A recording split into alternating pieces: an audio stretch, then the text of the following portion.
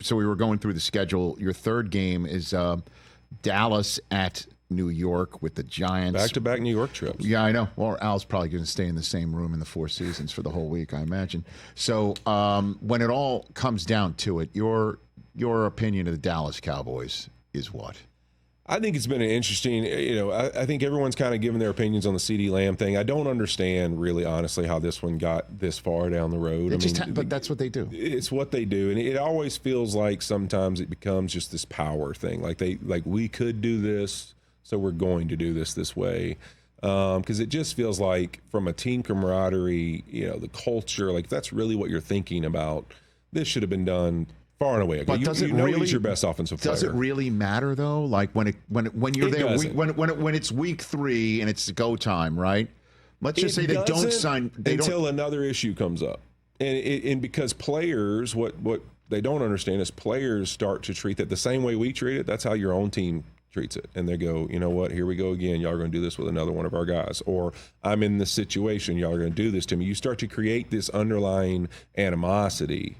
To any time these situations come up, you're not going to just do the right thing and take care of the guy. You're going to make them go all the way down through the whole carousel of like, you're bad, you're being selfish, and we aren't ready to do this, and blah blah blah. And so now, 3 weeks from now, though, when they're playing the Giants in New York, it's going to have nothing to do with their football season. But what about it kind of does? But what? That's the question. I don't mean to interrupt. I'm sorry, but no, you're great. All in. That's the concept. This is what stuff you'll be talking about it on your week 3 pregame set. Whenever you in your postgame talk about the rest of the week, because again, I know you're required to do that because we were for all those years for Thursday Night Football. There's a full segment about what's coming up. Dallas will be on your plate 90% of the time about what's coming up, and the concept of the all-in. Mike McCarthy doesn't have a contract. It's possible Dak won't have a contract. Micah Parsons will be due something.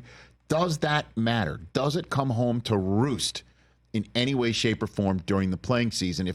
Does it put more of a lid on a boiling pot if they're 3-4? If they're 100%, the first big loss they have, it's going to be it will be navigation through that entire week.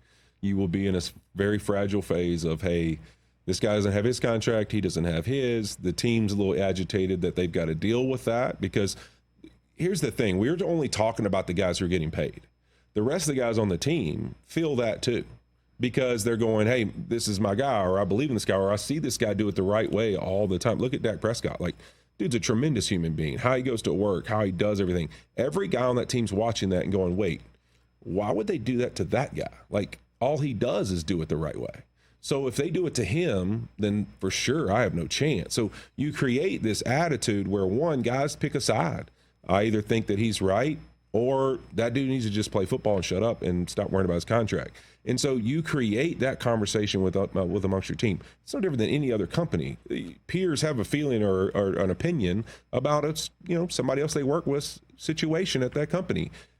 We're human beings too. And so those guys start to create that. And so you can't say that you're not eroding the culture a little bit when you continue to go down these roads and make it nasty and make it a fight when you're doing something like this. It's just a fact. You create that animosity within your team. So how far do they go in relation to who you think might go further, or not at all? Like that's my macro way of asking about the NFC. I think the way it affects them is if they don't get off to the start and success doesn't happen early, you're going to see it really affect this football team. Multiple reasons. I think that, when you look at defensively, they bring in Mike Zimmer, who's a really intense, probably what you would consider nowadays a little bit more, or not little, definitely an old school coach in that mentality of how hard he's going to push guys and he's going to be tough on them and those kind of things. So that's not this lighthearted environment, right? And then, you look at the stress Mike McCarthy's under to produce wins in the playoffs and making some kind of run at a Super Bowl. They're under lots of pressure. And they don't have these contract situations figured out with, not like guys were guessing, do you want Micah Parsons on your team? Yes, you want Micah Parsons on your team. Do you want Dak Prescott? Yeah, you want Dak Prescott. But you want these guys in a situation where we've already taken care of them, and now we have money and opportunity to go get other guys. We're not hearing about them adding a bunch of great players. We're talking about whether or not they want to keep their 3 best. So it's like, what is the conversation about? And so I just think it's going to be a struggle for them, because also, let's talk about it. Tyron Smith's in New York. I think that they've got a chance of having, obviously interior, they have a really special line, but they're going to have a rookie playing left tackle in Guyton. And so he's going to make mistakes. So they're going to be a little off. And there's going to be a struggle, and there's going to be development time for him as well. So this team is, in my opinion, are they going to be good? They should be good offensively, but they're also fragile. One little thing, and it can start to go downhill fast. Catch the Rich Eisen Show every single day on the Roku channel, 12 to 3 Eastern, for free.